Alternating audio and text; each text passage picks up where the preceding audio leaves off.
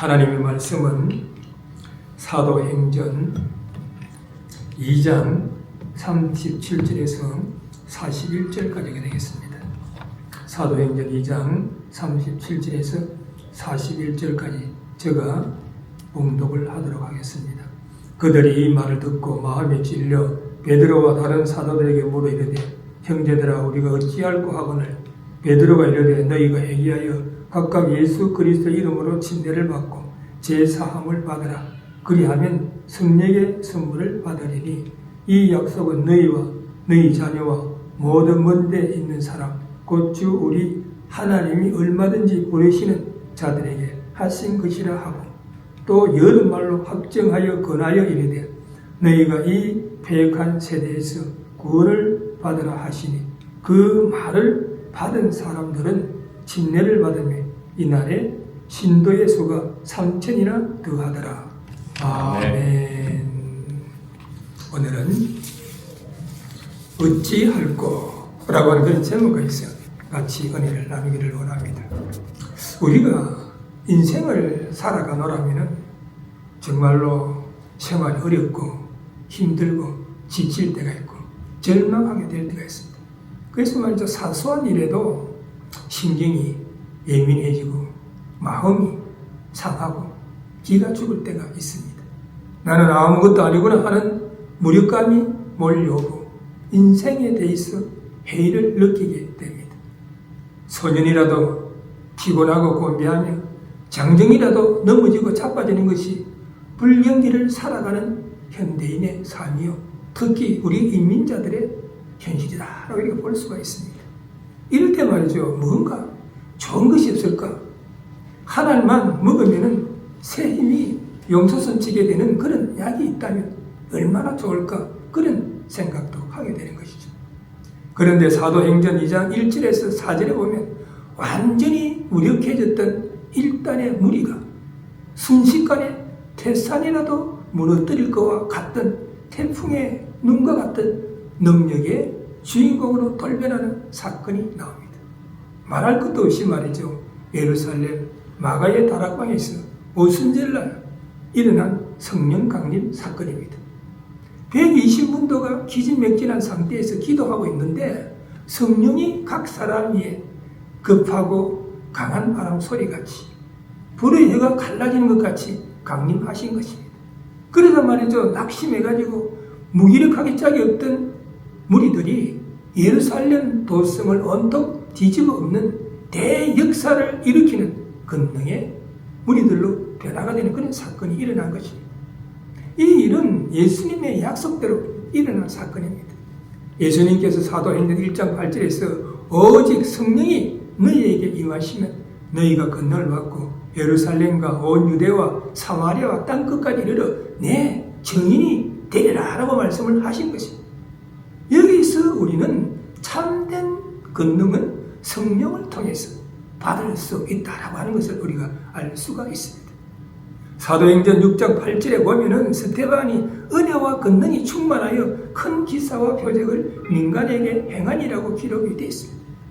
스데반 역시 예루살렘 마가의 다락방에서 성령을 받은 120문도 중에 한 사람이라고 우리는 추측할 수가 있고 또한 그는 성령을 받고 무력한 상태를 극복하고 성령 충만한 권능의 삶을 살았다고 우리는 볼 수가 있습니다.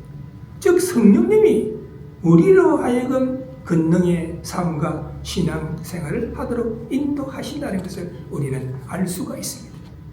오늘 본문 속에 베드로 역시 성령 충만과 권능에 힘입어 가지고 성령 강림 사건과 또 외적인 그런 현상에 대해서 말이죠.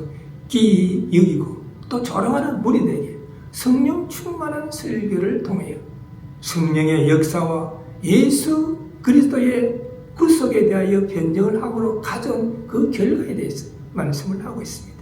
오늘 본문의 첫 번째 파트 37절에 보면 베드로의 성령 충만한 설교가 그들에게 준 영향에 대해서 말씀하고 있습니다.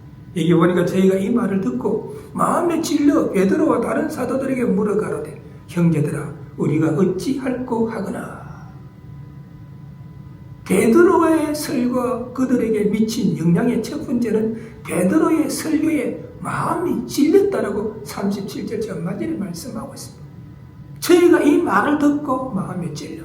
본질에서 이 말을 듣고 하는 것은 사도행전 2장 36절에 베드로가 성령이 충만한 권능으로 강하고 담대한 설교를 갖다가 들었다는 것입니다. 사도행전 2장 14절에서 36절에 하신 그 설교의 말씀을 들었다는 것입니다. 그래서 사도행전 2장 14절에 보니까 베드로가 11사도와 함께 서서 소리를 높여 이르되 유대인들과 예루살렘에 사는 모든 사람들아 이 일을 너희로 알게 할 것이니 내 말에 귀를 기울이라 라고 이렇게 말씀하고 있습니다. 오순절 성령 강림으로 인해 가지고 마가의 다락방에 모였던 사도를 포함한 120문도들이 성령 충만한 체험하는 그런 놀라운 역사가 일어났습니다. 그 결과 말이죠. 만국 방언을 하게 되고 하나님의 큰 일을 말하자 이를 목격한 큰 무리들이 어떤 이들은 기이하게 여겼다는 거예요. 반면에 어떤 이들은 새 술에 취하였다라고 이렇게 조롱하는 양면적인 모습을 보였습니다. 그러자 베드로는 성령 충만함과 권능으로 비웃는 자들을 향해서 왜 이러한 현상이 일어날 수 있었던가에 대해서 내가 말을 하겠다.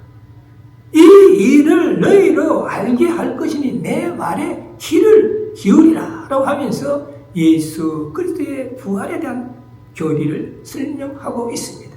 사도행전 2장 24절에 보니까 하나님께서 사망의 고통을 풀어 살리셨으니 이는 그가 사망에 매여 있을 수 없었습니다 라고 말씀하고 있습니다. 본질에서는 기독교의 핵심 진리 중에 하나인 부활에 대해서 말씀을 하고 있는데 부활에 관한 해석은 사도들의 메시지에 있어서 가장 중요하며 그 중심 위치에 있다고 볼 수가 있습니다. 그 메시지의 구성은 세 부분으로 되어 있습니다. 즉 선언과 학언 그리고 그것에 대해서 설명하는 부분으로 나눌 수가 있습니다. 선언은 말이죠. 하나님께서 그를 살려셨다라고 말씀하심으로 단순하고 분명합니다.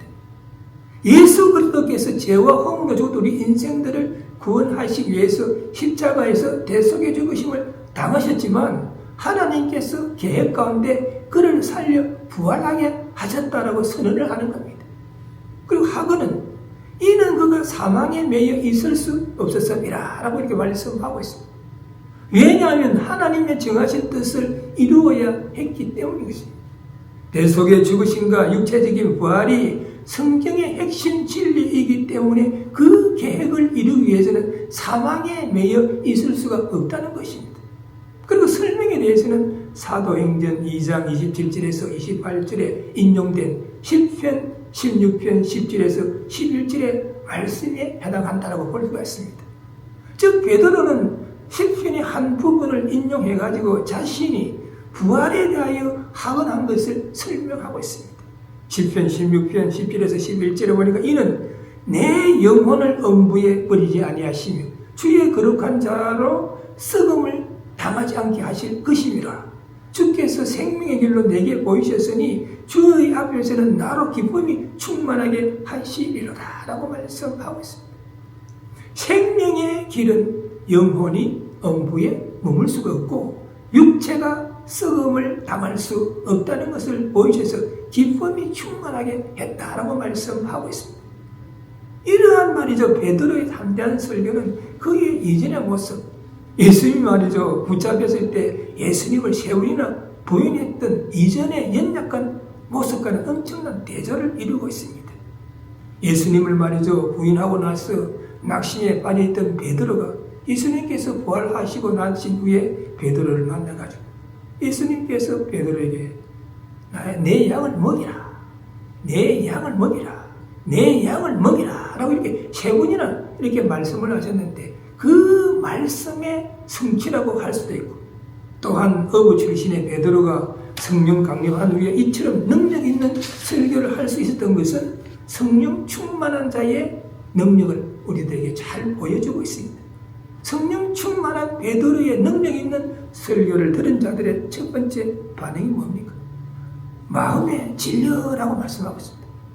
마음에 뭔가 설교를 듣고 진림을 받았다는 거예요. 여기서 진림이라고 하는 헬라어 원어의 뜻은 때려 눕히다, 날카롭게 후벼파다, 찔러 감동하다 라고 하는 그런 뜻을 가지고 있습니다. 히브리서 4장 12절에 보면 하나님의 말씀은 살아있고 운동력이 있어서 좌우의 날선 어떤 검보다도 예리하여 우리의 혼과 영과 관절 및 골수를 찔러 쪼갠다라고 말씀하고 있습니다. 사도 베드로가 말이죠, 성령 충만함으로 성령의 권능에 힘입어 가지고 예수 그리스도의 부활에 대해서 말씀을 하였더니 그들의 마음에 찔림을 주었다는 거예요. 그 찔림의 결과 양심의 가책과 제의식을 가졌다라고 37절 후반절에 말씀하고 있습니다. 베드로가 다른 사도들에게 물어 가로되 형제들아 우리가 어찌할꼬 하거든.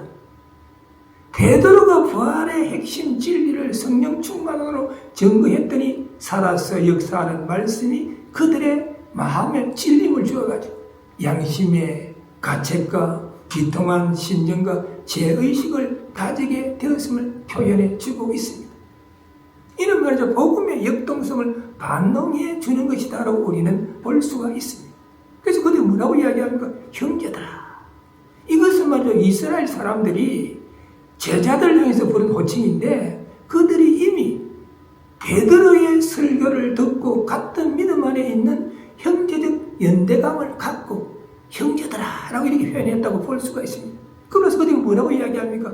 우리가 어찌할꼬 길이요 진리요 생명되는 말씀을 듣고 마음의 찔림을 받아가지고 자신들의 잘못과 죄를 깨달은 사람의 마음속에서 우러나오는 그러한 반응입니다. 우리가 예수 그리스도를 십자가에 못을 박는 잘못을 했는데 엄청난 죄를 지었는데 이제 우리가 어떻게 해야 하느냐라고 하는 동정심을 유발하는 그런 고백을 하게 되는 것입니다. 그때 베드로가 오늘 본문의 두 번째 파트인 38절에서 40절에 보면 권면의 말을 하고 그들에게 해결을 촉구합니다. 어떤 권면의 말을 하느냐? 첫째는 침례를 받고 죄사함을 받아라라고 38절에서 말씀하고 있습니다. 베드로가 이르되 너희가 회개하여 각각 예수 그리스도의 이름으로 침례를 받고 죄사함을 받으라. 그리하면 성령의 선물을 받으리라. 무리들과 들이 말이죠, 어찌할꼬 하면서 양심의 가책과 죄의식을 가지는 그들에게 베드로의 첫 번째 권면은 회개하라. 무엇을 회개하라는 이야기입니까?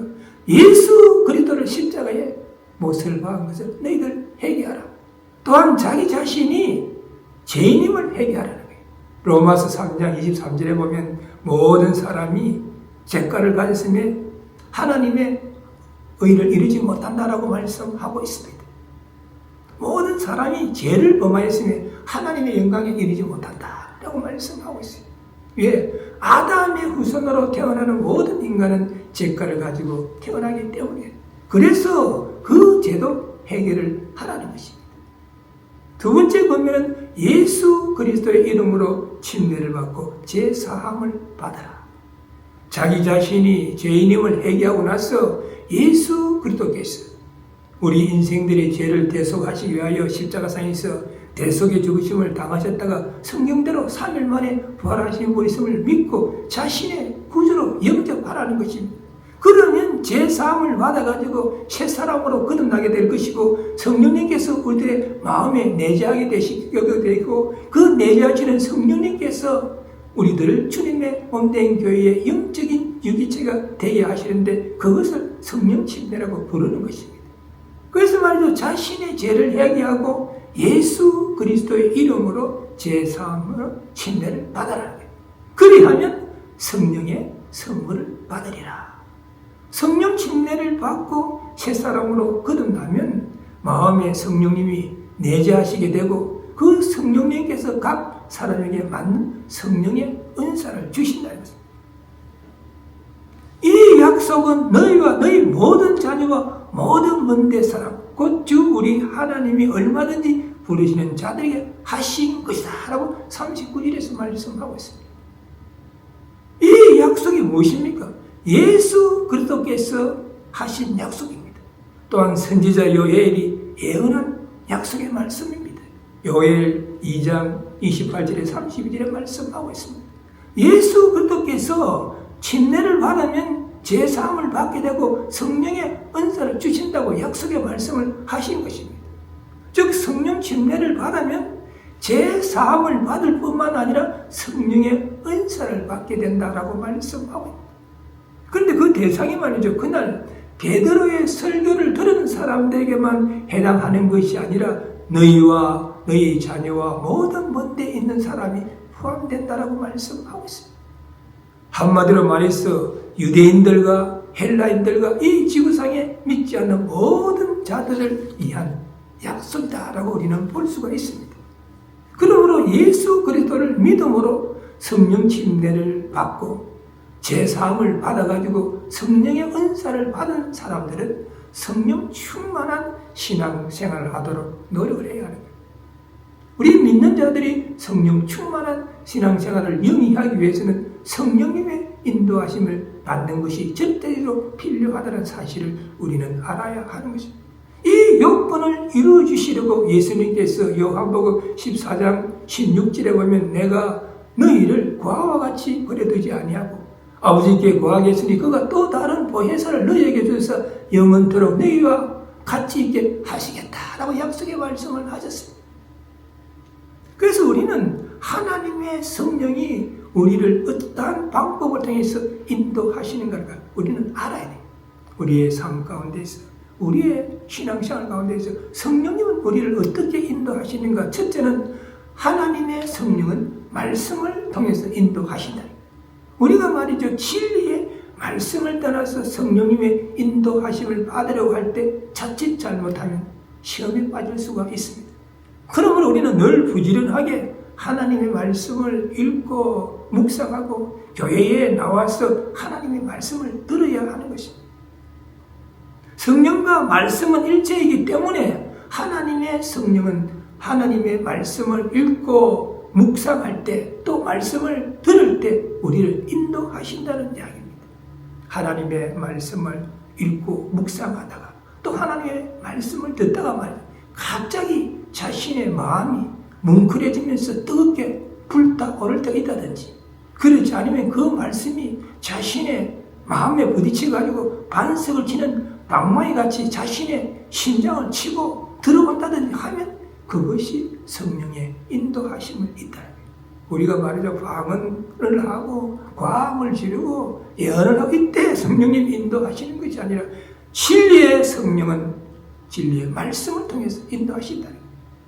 두 번째로 성령님은 소원을 통해서 우리를 인도하시는 거예요. 때로는 성령님은 꿈과 환상을 통해서 인도하시는 거예요. 우리가 말이죠. 성경에 보면 하나님께서 우리에게 어떤 꿈을 통해서 그렇죠. 환상을 통해서 우리의 나아갈 길을 보여줄 때가 있었습니다. 성경 말씀에는 하나님의 천사가 꿈을 통해서 요셉에게 말이죠. 예수님의 탄생을 알려주었습니다. 그리고 또 헤롯이 아기 예수를 죽이려고 하니까 애굽으로 가라라고 할 때도 꿈을 통해서 천사가 이야기합니다. 그리고 애굽에서 다시 나사렛으로 돌아오라 할 때도 꿈을 통해서 하나님의 천사가 이야기하셨다는 것을 우리는 알 수가 있습니다.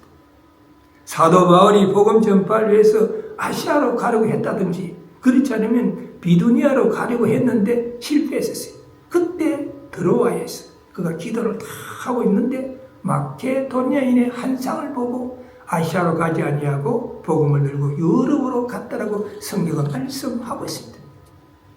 또한 가장 보편적인 방법은 마음의 소원과 확신을 통해서 인도하시는 거예요. 우리가 말이죠. 성령님의 인도하심을 받기 위해 가지고 기도하고 하나님의 말씀을 읽고 묵상할 때 우리 마음속에 소원이 일어나는 거예요. 빌립보서 2장 13절에 보니까 너희 안에 행하신 이는 하나님이시니 자기의 기쁘신 뜻을 위하여 너희로 소원을 두고 행하게 하시니니 라고 말씀하고 있습니다. 그러므로 우리가 어떤 일을 계획하고 추진할 때 내 생각과 내 뜻대로 인간적인 방법으로 하는 것이 아니라 기도하는 가운데 성령님이 어떻게 나를 인도하시는가를 바르게 알고 우리는 따라가야 하는 것입니다. 세 번째는 환경을 통해서 성령님께서 인도하시는 거예요. 하나님의 말씀이 우리에게 임하는 것도 아니고 그렇지 않으면 꿈이나 환상을 통해서 보여주시는 것도 아니고 또 마음의 소원과 확신을 통해서 보여주신 건 또 아닌데 환경이 우리를 그곳으로 가다 인도할 때가 있습니다. 이러할 때 우리의 마음에 평안함이 있다고 한다면 환경이 좋지 않고 아무리 답답하고 절망적이라 할지라도 우리는 걱정하지 말고 성령님의 인도하심을 따라야 할 것입니다. 오늘날 기적의 역사는 성령님이 계신 그곳에서 나타나는 것입니다.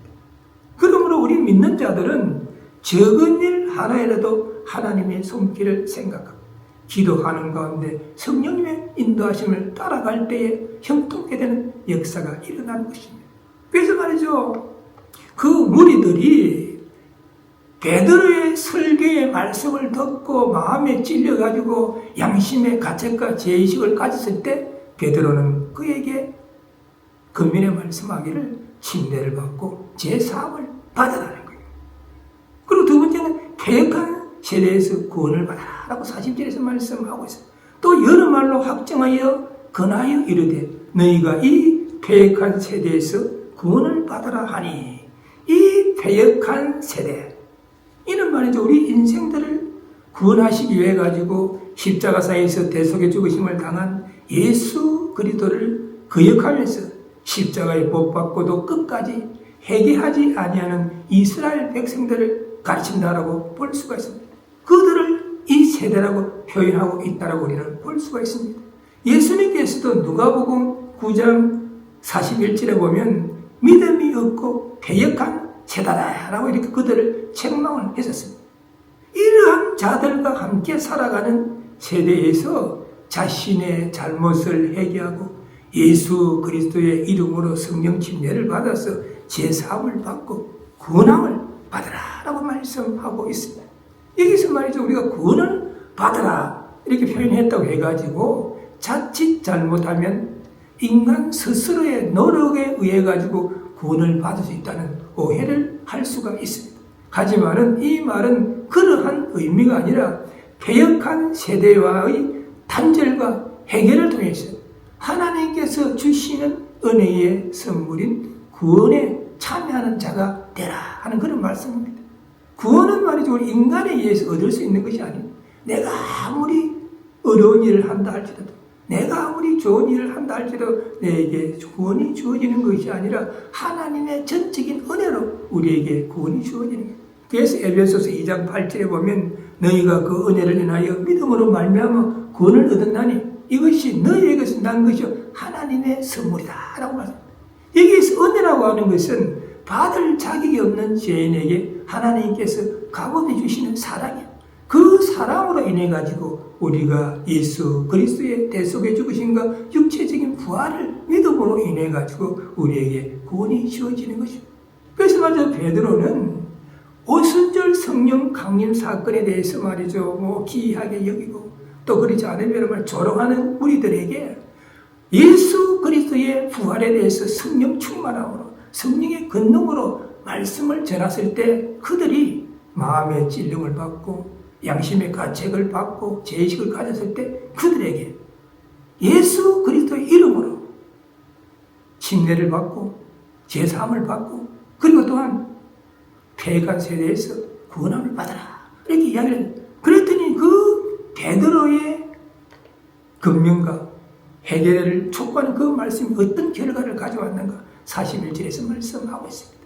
많은 사람들이 침례를 받았다는 거예요. 41절 전반절에 보니까 그 말을 받은 사람들이 침례를 받으네라고 이야기를 하고 있습니다. 그 말을 받은 사람들은 베드로가 말이죠, 패역한 세대에서 구원을 받으라 하는 말을 들은 사람들, 한 발 더 나아가면 베드로의 설교를 들은 사람들, 사도행전 2장 14절에서 36절의 설교를 들은 사람들을 말합니다. 사도행전 2장 36절에 보니까 그런즉 이스라엘 온 집이 정령이 알지니 너희가 십자가에 못 박은 이 예수를 하나님이 주와 그리스도가 되게 하셨느니라 아니라라고 말씀하고 있습니다. 본절은 베드로의 오순절 설교의 마지막 부분의 결론입니다. 베드로는 오순절 설교를 시작할 때 사도행전 2장 14절에서 이 일을 너희로 알게 할 것이다 라고 하면서 계속해서 설명하기를 그들이 목격한 모든 일들이 구약에서 말한 예언의 성취이고 그 모든 예언의 일들은 예수님의 사역의 결과로 이루어졌다라고 말씀을 했었습니다. 그래서 사도행전 2장 36절의 서두에 그런즉 이렇게 표현합니다.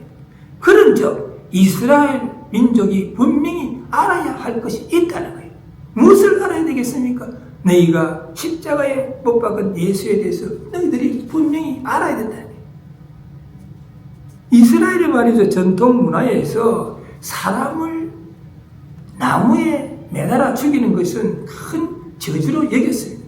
그런데도 그들은 예수님을 십자가에 못 박아 죽였습니다. 그래서 베드로는 오순절 설교의 최종적인 결론으로 너희가 십자가에 못 박은 이 예수를 하나님이 주와 그리스도가 되게 하셨다라고 말씀하신 것입니다. 이 선언은 기독교의 핵심인 부활의 교리를 강조하는 것입니다. 즉 부활 성천하셔서 하나님 우편에 앉으신 예수님을 하나님께서 높여시가지고 첫째는 주가 되게 하셨다는 거예요. 우리는 말해 예수 그리스도를 갖다가 주 그리고 또 주님이라고 성경에서 이야기하고 있는 걸 볼 때가 있습니다. 우리가 또 주라고 표현하기도 하고 주님이라고 부르기도 합니다. 그러면 주란 과연 어떤 뜻을 가지고 있는가? 노예 제도가 성행하던 고대 사회에서 주라고 하는 것은 노예의 그 생사 여탈권을 가진 주인을 가리키는 용어였었습니다. 이때 노예는 오직 말이죠. 자신의 주인에게만 절대 순복할 그 말씀에 복종할 그런 의무를 가지고 있었습니다. 그러기에 예수님께서도 말이죠. 한 사람이 두 주인을 섬기지 못할 것이다라고 마태복음 6장 24절에서 말씀하셨습니다. 누구를 갖다가 말이야 더 사랑해서 한 사람을 미워할 수 있는 것이고 어떤 사람을 더 중하게 여겨가지고 어떤 사람을 더 경히 여길 수도 있다는 것입니다. 그러므로 우리 믿는 자들은 오직 예수 그리스도 한 분만을 유일하게 주님으로 섬김으로써 자신의 신앙 고백의 진실성을 입증해야 할 것입니다. 또한 우리가 말이죠. 예수 그리스도를 주님으로 섬길 수 있는 믿을 수 있는 근거가 무엇인가? 바로 그분이 십자가를 통해서 우리 인생들을 구원하셨기 때문인 것입니다. 예수님께서 죄와 허물로 죽은 우리 인생들을 구원하시기 위해서 내 대신 우리 대신 십자가에서 대속의 죽으심을 당하셨기 때문에 우리는 그분을 자신의 주님으로 고백할 수 있다 하는 그런 이야기입니다. 그래서 사도 바울은 갈라디아서 2장 20절에서 고백하기를 내가 그리스도와 함께 십자가에 못 박혔나니 그런즉 이제는 내가 산 것이 아니요 오직 내 안에 그리스도께서 사신 것이라. 이제 내가 육체 가운데 사는 것은 나를 사랑하사 자기 몸을 버리신 하나님의 아들을 믿는 믿음 안에서 사는 것이다 라고 자신의 신앙을 고백했었습니다. 바울의 고백처럼 이것이 구원받은 자의 삶과 신앙생활의 고백이요 우리 믿는 자들이 예수 그리스도를 주님으로 섬겨야 할 이유가 여기에 있다고 우리는 볼 수가 있습니다. 두 번째는 기름 부음을 받은 그리스도가 되게 하셨다고 말씀하고 있습니다. 우리 믿는 자들은 예수님을 말하기에 우리를 그리스도라고 믿고 우리는 찬양합니다. 여기서 그리스도라고 하는 이 말은 어떤 뜻을 가지고 있는가? 가장 보편적인 의미는 그리스도라고 하는 것은 하나님으로부터 기름 부음을 받은 자를 말합니다. 기름 부음을 받는 것은 형식적인 어떤 종교 의식의 행위가 아닙니다. 그것은 하나님으로부터 특별한 그런 권위와 자격을 부여받았다는 그런 뜻을 가지고 있습니다. 그래서 말이죠. 구약시대에는 선지자, 제사장, 왕 이런 사람들이 말이죠. 기름 부음을 받았던 것이죠. 하나님께서는 예수님에게 기름을 부으셔가지고 우리 인생들을 구원하실 큰 사명을 맡기셨다라고 우리는 볼 수가 있습니다. 이 사명은 우리 인생들을 대신해가지고 십자가에서 대속의 죽으심을 당하는 거룩한 희생을 통해서만 이루어질 수 있었다라고 우리는 볼 수가 있습니다. 그래서 베드로가 오순절날 성령이 충만해가지고 성령의 근동으로 설교하는 말씀을 들은 자들이 자신들이 십자가에 못을 박은 예수님을 하나님께서 주와 그리스도가 되게 하셨다는 사실을 깨달아 알고 예수님을 자신의 구세주로 영접하고 믿음으로써 제3의 성령 침례를 받고 주님 앞에 돌아오는 역사가 일어났다. 그 역사를 통해서 제자의 수가 3,000이나 되었다라고 41절 후반절에 말씀하고 있습니다. 이날에 신도의 수가 3,000이나 더하더라라고 말씀하고 있습니다. 혹자는 말이죠.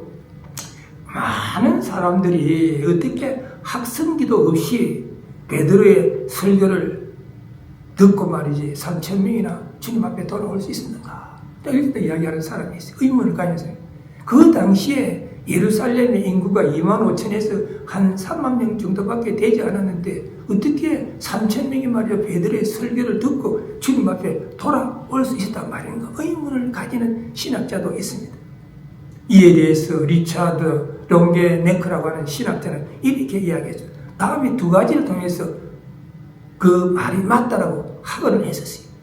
팔레스틴에서는 설교자가 말 어떤 위치에 있을 때 소리에 반응을 하는 거, 에코, 울림이 있는 장소에서 설교를 했을 때에 우리가 이해하지 못할 정도의 많은 사람들이 설교를 들을 수 있다는 거예요. 어떤 지역에서 가보면은 그 지역에서 말을 하면 에코 현상에 의해서 울려나가니까 학성기가 없어도 많은 사람이 들을 수 있다. 예수님께서도 그런 방법으로 설교를 하셨을 것이다. 또 이 신학자는 그렇게 이야기를 했었어요. 두 번째 말이죠. 더하더라. 이 동사는 미완료 과거형으로 사용이 되었다는 거예요. 그래서 말이죠. 더해지는 수가 날로 더해졌다는 거예요. 한번만에 말이죠. 베드로의 설교를 듣고 3,000명이 돌아오는 것이 아니라 더해졌다는 것이에요. 그래서 3,000명이 믿게 되었다라고 이렇게 이야기를 하고 있습니다. 여기서 우리가 알 수 있는 것은 오순절 성령 강림으로 주어진 성령 충만과 성령의 권능으로 베드로가 말이죠. 강하고 담대하게 설교했을 때 그 말씀을 들은 자들이 마음이 찔려가지고 자신의 잘못과 죄를 회개하고 주님 앞에 돌아오는 놀라운 역사가 일어났다. 그것을 3,000여 명에 달하였다라고 말씀하고 있습니다. 3,000여 명이 더하였다라고 말씀하고 있습니다. 오늘 우리는 본문을 통해서 세 가지 교훈을 얻을 수가 있습니다. 첫째는 바른 말씀의 증거와 역동성이 있는 설교는 운동력이 있어가지고 회개의 역사가 일어나게 한다는 겁니다. 두 번째, 예수 그리스도를 믿음으로 성령 침례를 받아 제사함을 받게 되고 성령의 은사를 받게 된다는 것입니다. 세 번째로 패역한 세대에서 구원을 받을 수 있는 유일한 길은 예수 그리스도를 믿는 것이다 하는 것입니다.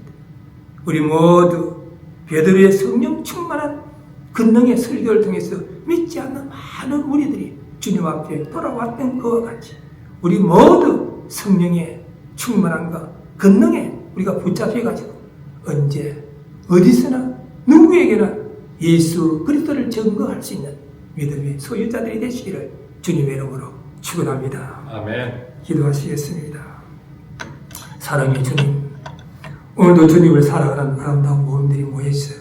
하나님 앞에 마음과 뜻과 정성을 다하여 예배드리게 하시고 진리의 말씀 안에서 은혜를 나눌 수 있게 하시니 감사를 드립니다.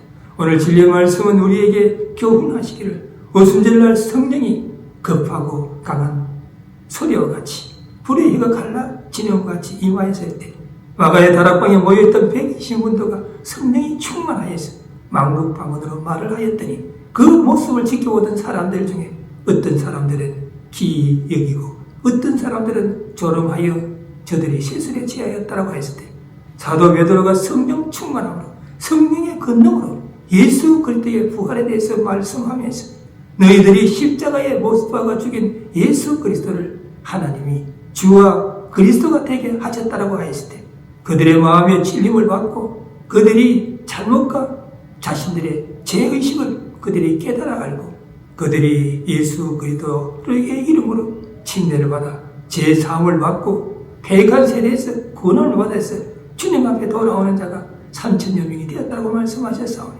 우리 모두 이 말씀을 다시 한번 바르게 이해하고 있습니다. 다시 한번 마음판에 새겨서 사도 베드로처럼 우리도 성령 충만함으로 성령의 권능으로 이 지역사회 복음화를 위해서 열심으로 충성심으로 달려가는 믿음의 소유자들이 되게 하여 주옵소서. 입으로만 주여 주를 외치는 것이 아니라 믿음과 행함이 수반되는 신앙생활하는 믿음의 소유자들이 되게 하여 주옵소서. 우리 주 예수 그리스도의 이름으로 간절히 기도드리옵나이다. 아멘. 지금은 우리 인생들을 구원하시기 위하여 이 땅에 오셨어. 수고하고 묵은 짐진 자들아 다 내게로 오라. 내가 너희를 쉬게 하리라고 말씀하시면서 우리 인생들을 구원의 길로 인도하신 우리 주 예수 그리스도의 은혜와 독생자 예수 그리스도를 아끼지 아니하시고 이 땅에 보내주셔서 십자가사에서 우리 인생들을 구원하게 하신 하나님의 크신 사랑과 오늘도 우리들의 마음 가운데 내재하시고 감화 감동케 하시는 성령님의 역사하심, 오늘 증거된 말씀을 다시 한번 바르게 이해하여서 사도 베드로처럼 성령 충만함으로 성령의 권능으로 이 지역사회의 복음화를 위해서 예수 그리스도의 부활에 대해서 예수 그리스도의 복음에 대해서 열심으로 충성심으로 증거하기를 소원하는 이 자리에 모이신 모든 분들과 그 가정과 삶의 현장 위에 지금으로부터 영원까지 함께할지어다. 아멘.